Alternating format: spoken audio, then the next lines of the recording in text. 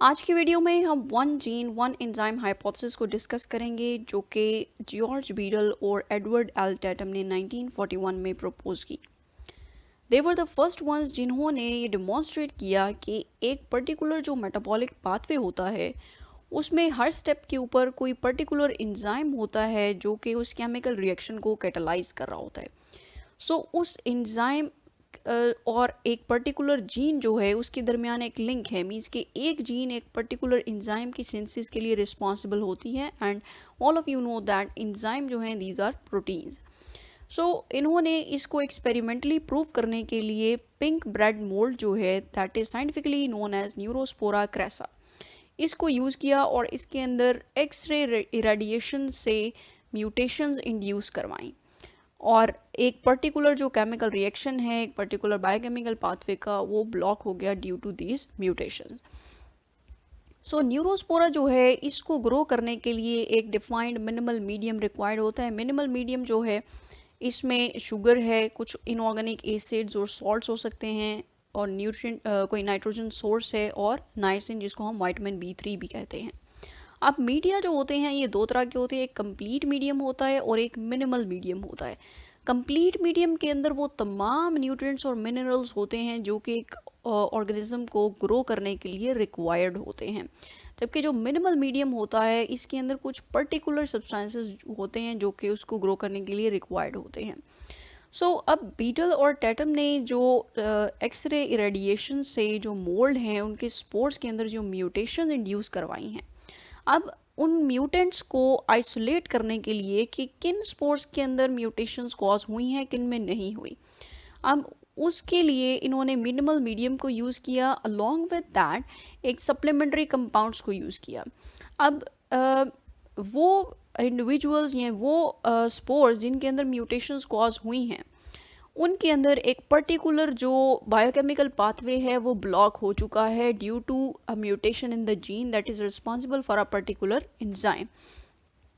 उनके अंदर वो कंपाउंड प्रोड्यूस नहीं होगा। ठीक है, वो मीडियम जिसके अंदर हम वो कंपाउंड जो है उसको एज अ सप्लीमेंट ऐड करेंगे वो उस मीडियम के अंदर ग्रो कर जाएगा। वो ऑर्गेनिजम्स जिनको मिनिमल मीडियम के साथ साथ एक सप्लीमेंट्री कंपाउंड भी रिक्वायर्ड होता है ग्रोथ के लिए, इनको हम ऑक्सोट्रॉफ्स कहते हैं। In each case a metabolic step that is leading to the synthesis of a specific compound वो ब्लॉक हो चुका है। that's why हम इस की हेल्प से क्या करेंगे, हम पता चला सकेंगे कि कौन सा ऐसी जीन जो है वो उसके अंदर म्यूटेशन कॉज हुई है। There is a 1-to-1 correspondence between the genetic mutation और lack of a specific enzyme जो कि एक पर्टिकुलर बायोकेमिकल पाथवे में रिक्वायर्ड है। अब नेक्स्ट इन डायग्राम्स के थ्रू हम इसको अंडरस्टैंड करने की कोशिश करते हैं कि न्यूरोस्पोरा जो है इसकी स्पोर्स हैं, एक्सरे इरेडिएशन करवाई, ठीक है, और उनमें से कुछ स्पोर्स जो हैं उनमें रैंडम म्यूटेशंस हैं।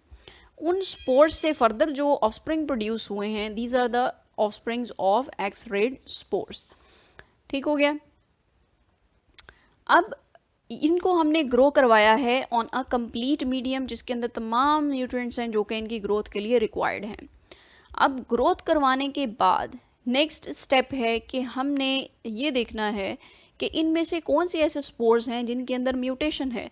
अब म्यूटेशन को डिटेक्ट करने के लिए हम इनको जो है वो मिनिमल मीडियम में ग्रो कराएंगे। मिनिमल मीडियम जो है इसमें वो तमाम न्यूट्रिएंट्स नहीं हैं, देयर इज़ अ डेफिशिएंसी। ठीक है, ये जो हमारे पास ये जो टेस्ट ट्यूब है इसके अंदर से हमने ये जो स्पोर्स हैं इनको फर्दर ग्रो करवाया जब मिनिमल मीडियम पे, ये भी ग्रो कर गए, ये भी ग्रो कर गए, ये ग्रो नहीं किया। इसको हम डिक्लेयर करेंगे एज अ न्यूट्रिशनल म्यूटेंट।